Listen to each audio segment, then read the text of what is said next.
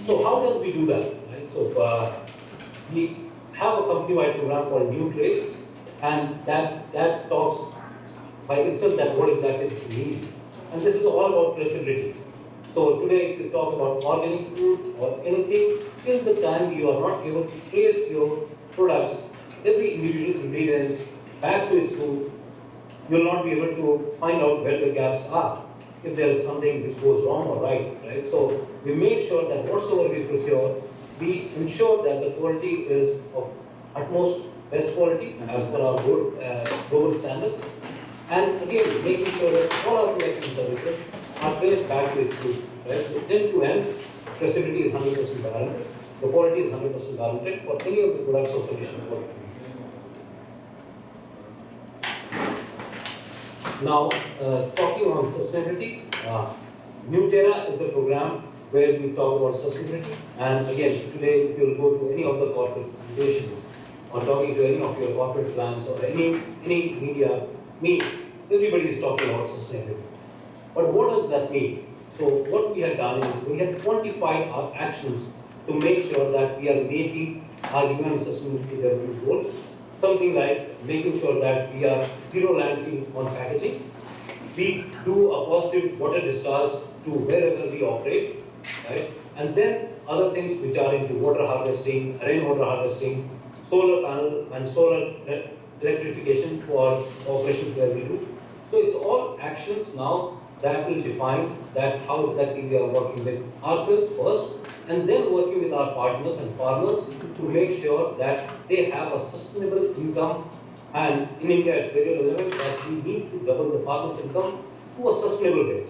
And our entire sustainability program is towards that. If you have any questions, then I'll be able to tell you much better in question and answer session. But this is how this company works. So I will not take much, but yeah, it started. You see that sustainability is again. It started with food security for the entire planet. Right, the first priority was elimination of poverty, which is still relevant for our emerging and developing countries like in India or any emerging Asian country or African countries. So we had played, being existed for last 90 years, we played a role in sustainability in different compartments during different tenures to make sure that we produce our products safely and sustainably and ensure that all our partners grow with us with a sustainable technology and solutions.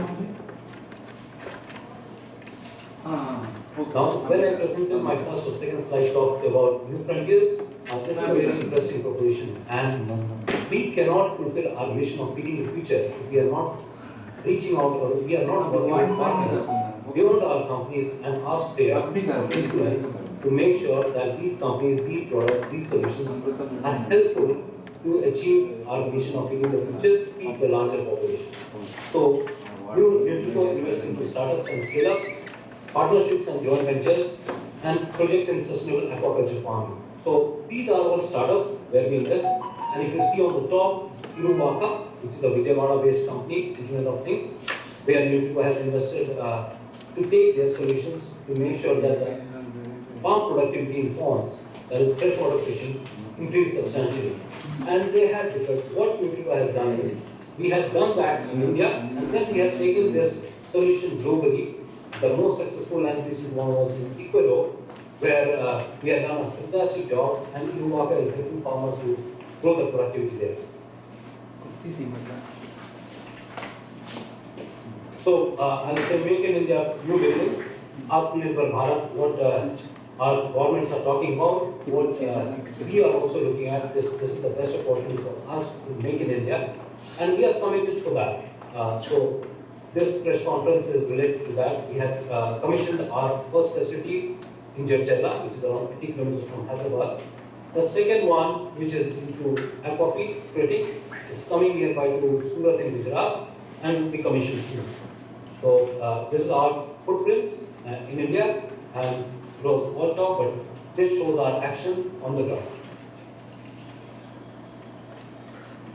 With this, again, thank you for listening and thank you for your time. We'll open the session for interaction. Over to you, Captain. All right, Mr. Srinivas, I think you can take over from here.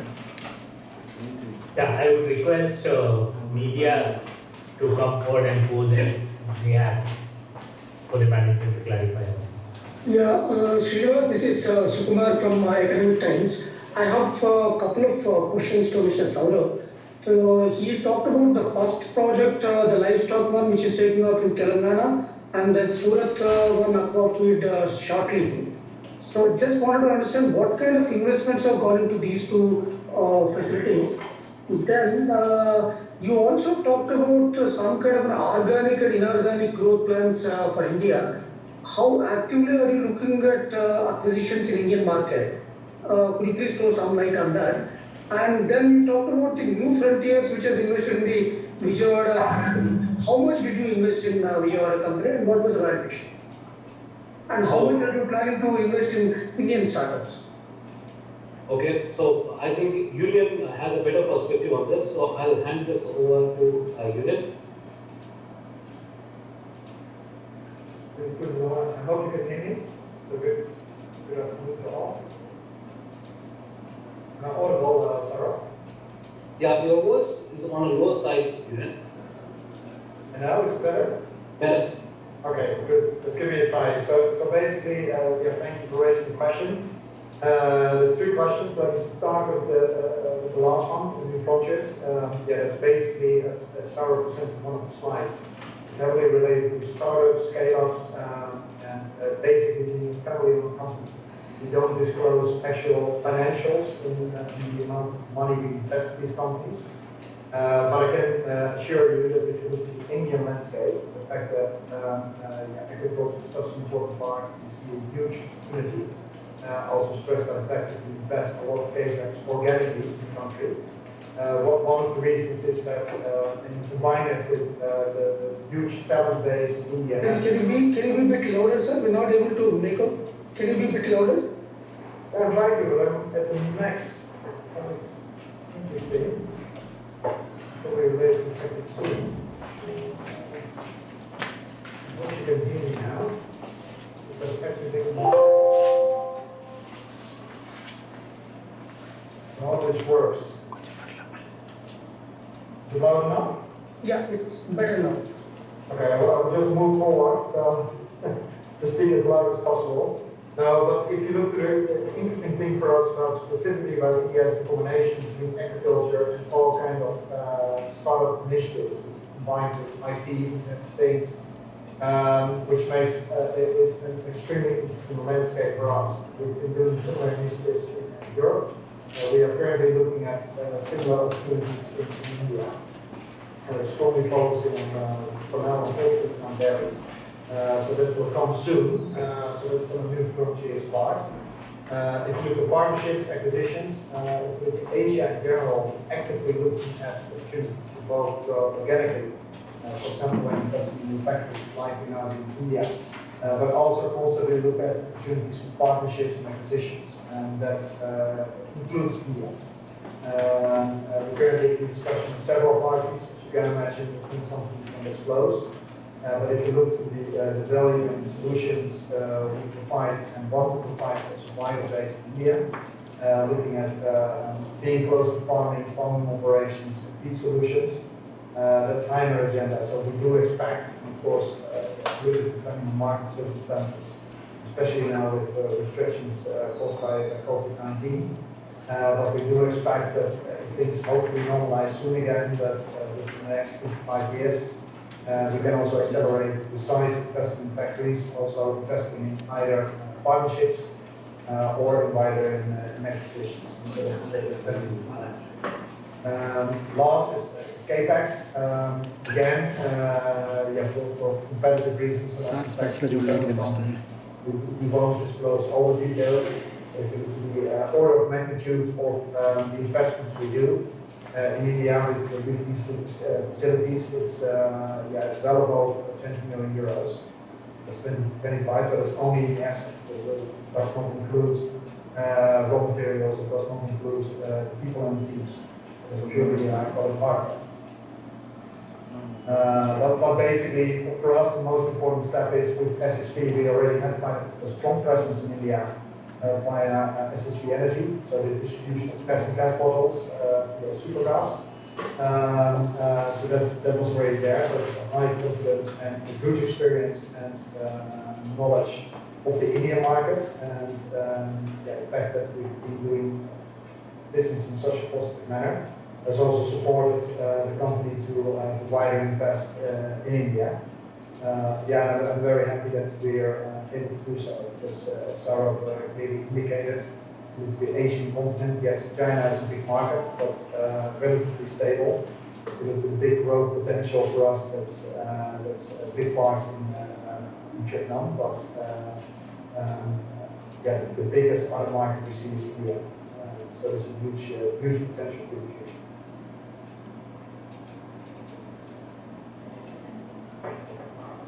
I hope you can still hear me. I see some questions, it's an issue with audio.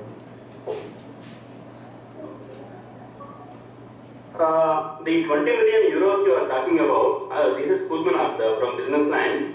The 20 million euros you are talking about, is the amount you already spent on India, or you are going to invest this amount on the two new plants? That's the amount we currently spent purely on the two new plants. 20 million on the two plants. Is that correct? So what is the addressable market for the India currently has for this product? Very interesting question. Is there any number? The addressable market for the products that you are going to manufacture in India? Or the total sales potential, you mean? Yeah, what he said is that. Yeah, Saurabh, that's India specific. I can also generate. I'll take it here. So we see that, looking at these plants will produce into both the premix, feed additives and feed. So if you see, it's more than $1.5 billion, to be very frank, right? Including the entire value chain, which is feed and feed products which needs to be added there. So that is very clear, and a huge potential. The potential is not only at 1.5 billion to 1.7 billion what we look at, but the opportunity is that this market is growing the fastest. If you see the global average for dairy is around 1 to 2%, where we foresee that Indian market will grow to around 5 to 7%.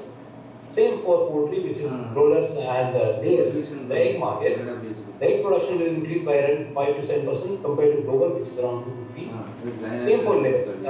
Broilers. Broiler meat will be 3 to 4%, and global is around 2%. So we are almost 100% more than what the global average is at. The other potential, and this is the current market I was talking about, but in future, in coming 2-3 years, also we'll see a significant difference, is that in India, average meat consumption is around 3 to 4 kilos, 3.8 to 4 kilos, compared to Bangladesh, which is around 9 kilos, Nigeria, 8 kilos. So that, again, we see the opportunity as the consumption increases, as we produce more products, meat, milk and egg at affordable prices, the consumption will go and hence the market will increase substantially. Saurabh, how many employees are going to be employed in these two plants? So total put together will be more than 100. So for the entire operation for both the plants. What is the breakup? So this plant will be having around 30, because this is a fully automated plant. So they will have around 31 in the plant, and then we have a few contractors. That will be again on contractual laborers, and then the entire operations of sales and other organizations putting in another 60 to 65 this year. But definitely we are going to increase by another 50% next year. So the best part is during Corona, when people had frozen the employment and there was a clear-cut guidelines for many of the companies, we recruited 25% of our workforce during this period. So from April to now, we have added around 30 people to our payrolls and are full-time employees. So when is the Gujarat plant coming up? That we are planning for 2021, if everything goes well. Worst case will be 2022 March.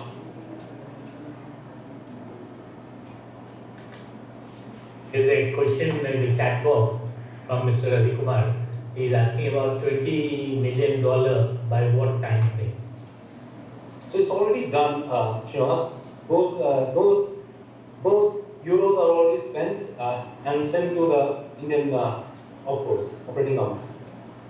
Okay, thank you. And this is only into two, but the startup's investment is not included in this. Okay. How much would that be, sir, approximately? So that being a family-owned company, we don't have the exact data. We can share only what is available on the public platform. A broad range, you will not be giving the exact figures. A broad range, it could be a couple of $1 million, some such thing. Yeah, that is for sure. That's what we wanted.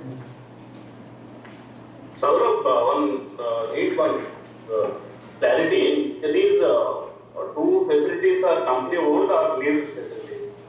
These are company-owned, built by us, and it took us almost 2 years to build this plant in Jadcherla. So completely owned, operated, and built by us. And 20 million euros only on these two companies. Is that right, or also for other operations? No, only for these two. Okay. Saurabh, it's Faniraj from Telangana today. I have a few queries. Am I audible? Yeah. Yeah. What specific products will you be making at Jadcherla and Surat, and what will be the capacity of these units? What will be the production capacity? So here in Jadcherla, it's around 21,000 metric tons per year, and this facility will be producing annual vitamin and mineral premixes for all the so poultry, dairy, aqua, and pets. Then we have feed safety solutions. So this is used to control toxins into milk and meat that will be produced here into this facility. And in Surat, we will be producing aqua feed, which is shrimp and freshwater feed. Okay. And what is the land that you have taken for these two facilities? How much land is